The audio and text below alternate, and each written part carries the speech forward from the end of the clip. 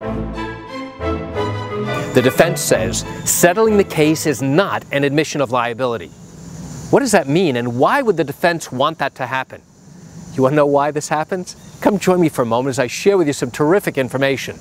Hi, I'm Gerry Oginski. I'm a New York medical malpractice and personal injury attorney practicing law in the state of New York.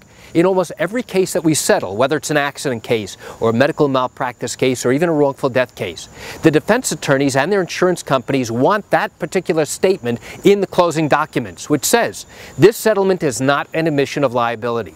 Now, why would they want that?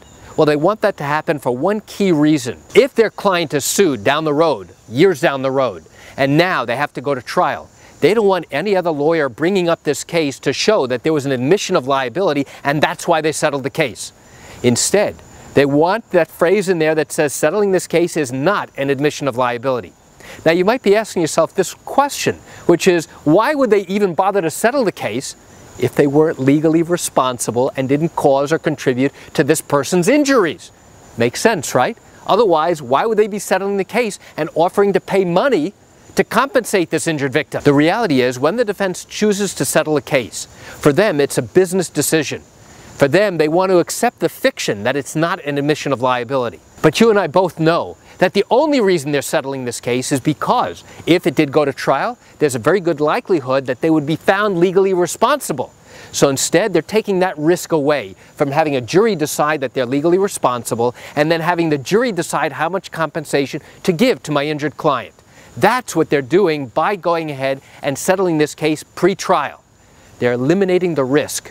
And now, in addition, they want to make sure that this particular settlement is not used against them or against their client at a later time. So why do I share this great information with you? I share it with you just to give you an insight and an understanding into what goes on in these types of civil lawsuits here in New York. You know, I recognize you have questions or concerns about your own particular matter. Well, if your matter did happen here in New York and you're thinking about bringing a lawsuit, but you have questions that need to be answered, what I invite you to do is pick up the phone and call me. I can answer your legal questions. You know, this is something I do every single day, and I answer questions just like yours, and I'd love to talk to you.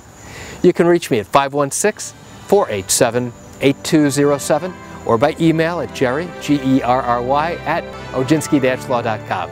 That's it for today's video. I'm Gerry Oginski. Have a wonderful day.